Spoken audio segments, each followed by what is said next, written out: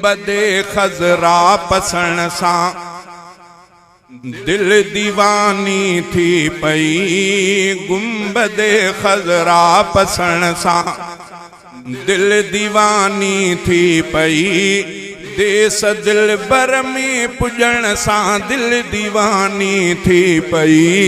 गुंबदे खजरा पसण सां।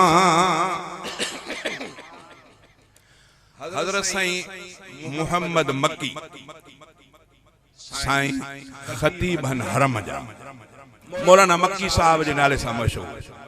मौलाना जंडे हमरा चिट्ठी लिखी त साईं हर साल उम्रे ते अचण इहा का एडी वडी त ॻाल्हि कोन्हे। पाकिस्तान में गरीब गुरबा खोड़ रहनि था जे इहे पैसा उन्हनि ते ख़र्च कजनि त उन्हनि जो घर आबाद थी पवंदो।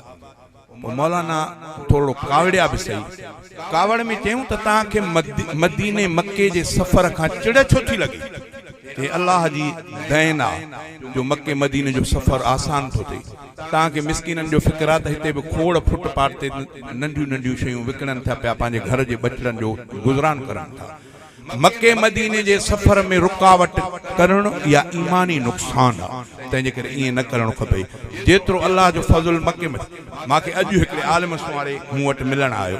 अल्लाह ताला उन जो उम्र इज़त में बरकत फरमाए। उन मूंखे हदीस पढ़ी ॿुधाई त साईं जन फरमायो आहे त मक्के मदीने ॾे बार बार माण्हूअ जो सफ़र अल्लाह ताला इन जी रिज़्क़ जी तंगी दूर कंदो आहे। अल्लाह इन खे शाहूकार बणाईंदो जेको मक्के मदीने जो सफ़र थो करे।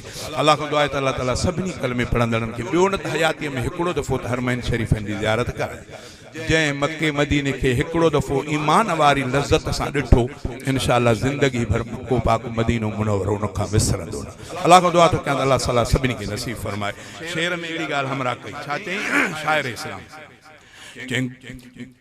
गुंबदे खजरा पसण सां दिल दीवानी थी पई। देस दिल बर में पुजण सां दिल दीवानी थी पई। गुंबदे खजरा पसण सां मां ॾिठ में महबूब सां गॾु ब सुतल आशिक उते। मां ॾिठ में महबूब सां गॾु ब सुतल आशिक उते। आशिकनि खे गॾु ॾिसण सां दिल दीवानी थी पई। गुंबदे खजरा पसण सां दिल दीवानी थी पई। देस दिल बर में पुजण सां दिल दीवानी थी पई। गुंबदे खजरा पसण सां छा ॾसियां पाणीअ जा कूलर के थधा ऐं के गरम। छा ॾसियां पाणीअ जा कूलर के थधा ऐं के गरम। आब ज़मज़म खे पीअण सां दिल दीवानी थी पई। आब ज़मज़म खे पीअण सां दिल दीवानी थी पई। गुंबदे खजरा पसण सां रूह खे राहत मिली आज़ान ॿुधंदे हरम जी। रूह खे राहत मिली रूह खे राहत मिली अज़ान ॿुधंदे हरम जी। हिक ई सजदे में झुकण सां दिल दीवानी थी पई। गुंबदे खजरा पसण सां छा त मंज़र सूंह वारा दिल धुतारे था छॾनि।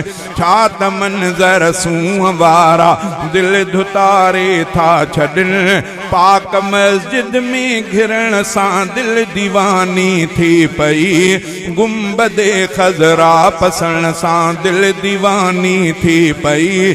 देस दिल बर में पुजण सां दिल दीवानी थी पई। गुंबदे खजरा पसण सां दिल सां सलवातूं दुरूदन जो जारी विरद उते। दिल सां सलवातूं दुरूदन जो जारी विरद उते। विरद इन जे ई पढ़ण सां दिल दीवानी थी पई। गुंबदे खजरा पसण सां मोकिलाइण वक्त गुलशन ह्याओ पांजो प्यो झुरी मोकिलाइण वक्त गुलशन ह्याओ पांजो प्यो झुरी लुड़क हिकिड़े ई वहण सां दिल दीवानी थी पई गुंबदे खजरा पसण सां दिल दीवानी थी पई देस दिल बर में पुजण सां दिल दीवानी थी पई गुंबदे खजरा पसण सां।